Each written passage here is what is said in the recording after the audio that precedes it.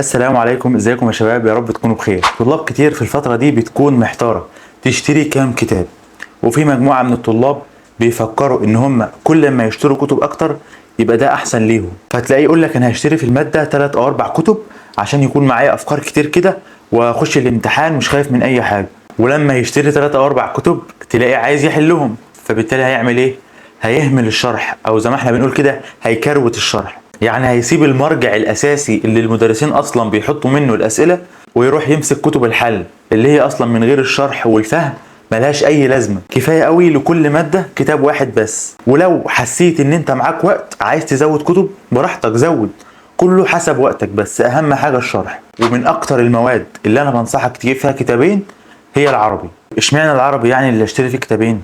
اول حاجه وهي ان العربي ماده عليها 80 درجه، يعني اكبر ماده عليها درجات في الثانويه العامه. تاني حاجه وهي لانها ماده ملهاش ملكه، يعني بتحتاج تحل نصوص متحرره كتير قوي، وتحتاج تحل قراءه متحرره كتير قوي، وتحل نحو برضو كتير. واهم حاجه هي ان انت تقيم نفسك بعد ما تحل اي نص او اي قراءه متحرره، لان ده هيساعدك جدا وهيزود من فرصه تقدمك وتطورك في حل العربي بالذات. فبالنسبه لي الماده الوحيده اللي بتحتاج حل اكتر من المذاكره هي ماده اللغه العربيه. وهي دي الغلطه اللي انا وقعت فيها، لان انا كنت بعامل كل المواد زي بعضها، وكان اهم حاجه عندي ورقم واحد هو الشرح. كنت ممكن اقعد امسك الدرس حوالي 3 4 ساعات كده فهم وتعمق وكل حاجه من الحاجات دي. هقول لك الطريقه ديت حلوه في كل المواد ما عدا العربي. لازم يكون حلك في العربي اكتر من مذاكرتك، وده بالظبط اللي واحد صاحبي يعمله وجاب في العربي 79 من 80، يعني ناقص درجه واحده بس. وعشان انت حبيبي انا نزلت لك فيديو عن اهم الكتب اللي ساعدتني اجيب 95% بعد توفيق ربنا، هسيبه لك في الوصف. ده بالنسبه لموضوع الكتب. طب بالنسبه بقى لموضوع ان انا عايز احسن نفسي في الحل، احس ان انا بتقدم او بتطور في الحل، هقول لك في شويه حاجات كده لازم تعملها.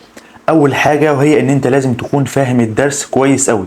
مستعد اقول لك ان انا كنت بسمع مدرس واثنين وثلاثه في الجزئيه اللي انا مش فاهمها او في الدرس اللي انا مش فاهمه لحد ما افهم هو عايز مني ايه بالظبط. فاول واهم حاجه لازم تكون فاهم كل كلمه. تاني حاجه وهي ان انت لازم وانت بتحل تهيئ نفسك كده ان انت قاعد في امتحان بالظبط، يعني تعصر دماغك وتفكر كويس جدا، وما تختارش الإجابة إلا لو أنت عارف ليها سبب أو اخترتها ليه وتكون متأكد منها، وتحاول على قد ما تقدر تربط بين السؤال والحتة اللي أنت ذاكرتها. يعني مثلا في سؤال بيتكلم عن جزئية معينة في درس معين، هقوم أنا أربط ما بين السؤال ده والجزئية دي وأفكر في دماغي كده الجزء اللي قبله وإيه الجزء اللي بعده في كتاب الشرح، بحيث إن أنا أكون ظبطت أفكاري كده قبل ما أختار الإجابة. أنت عملت كل المحاولات ان انت تحل السؤال ده ومعرفتش تعمل ايه؟ هتشوف مدرس بيحل السؤال ده على اليوتيوب، اكيد يعني مش محتاجه حاجه. فورقه وقلم كده واكتب معايا المدرسين اللي اقولهم لك دول. الفيزياء، قناه الفيزياء والحياه، الاستاذ ده يعني كويس قوي قوي قوي وبيبسط المعلومه وبيحل لك السؤال بكل بساطه. الكيمياء، الكيميائي احمد عادل او الاستاذ احمد عادل. الاحياء دكتور احمد رضوان، ولو انت معاك كتاب التفوق هتتفرج على دكتور محمود سويد، وبرضه في قناه استاذ احمد شرقاوي. العربي قناه عربي انا وقناه استاذ محمد ماهر. دول اهم القنوات اللي كنت بتابعهم. طيب بعد ما عرفت الحل هل اسيب السؤال ده؟ اقول لك لا. الشطاره مش ان انت تعرف حل السؤال، الشطاره ان انت لما السؤال ده او اي فكره من نفس الافكار اللي تعرضت لها قابلتك تعرف تحلها تاني. فلازم تعرف انت غلطت في السؤال ده ليه، هل هو نقص حفظ ولا نقص فهم ولا قله تركيز، وتبدا تعالج الامور دي وباذن الله تتحسن تحسن كبير في الحل. واحد هيقول لي بس كده خلصنا يعني؟ هقول لك لا، لازم تخلي معاك قلمين ماركر او اي قلمين، واحد احمر وواحد اسود. هتخلي الاحمر تعلم بيه قدام السؤال اللي انت معرفتش تحله خالص. طب والتاني هعمل بيه ايه؟ هتعلم قدام السؤال اللي فكرته حلوه انت حليته بس فكرته حلوه. ده هيوفر عليك وقت كبير جدا لما يكون مثلا عليك امتحان او في امتحانات اخر السنه، هتكون عارف انت عايز ايه من الكتاب ده او من كتاب التدريبات اللي انت بتحل فيه طول السنه ده. فدي حاجه مهمه جدا يعني ما تستهونوش بيها. نيجي بقى لغلطه بيقع فيها طلاب كتير في اول السنه، وهي التشوش او التردد.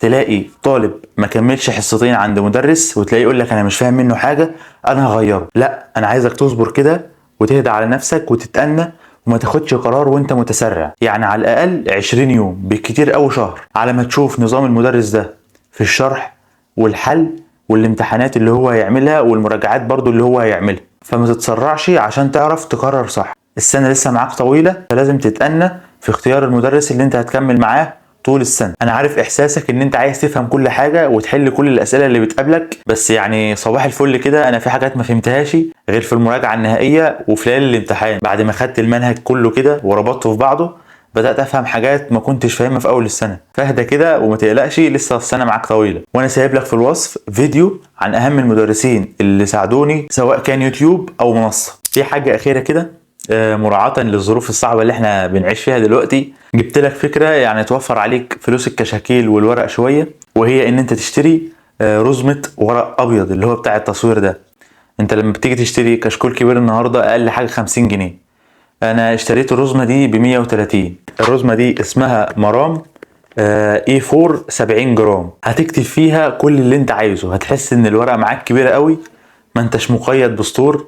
تقدر تحل فيها فيزياء، تحل فيها رياضة، ترسم فيها الخرائط الذهنية او تعمل ملخصات للقوانين او ملخص للفصل. هتديك مساحة كبيرة جدا يعني. وانا اهو كاتب السكريبت بتاع الفيديو، شفته يعني بتاخد كلام كتير قوي. وادي ورقة فاضية برضو، تحس برضو ان الورقة كبيرة. فوفر فلوسك واشتري رزمة ورق. ولو لسه ما تعرفش يعني ايه خرائط ذهنية او تعملها ازاي، انا برضو سايب لك فيديو في الوصف عن خرائط الذهنية. يعني انا مش حرمك من حاجة. فما تنساش بقى اللايك والاشتراك وفعل زر الجرس عشان يوصلك كل جديد. سلام.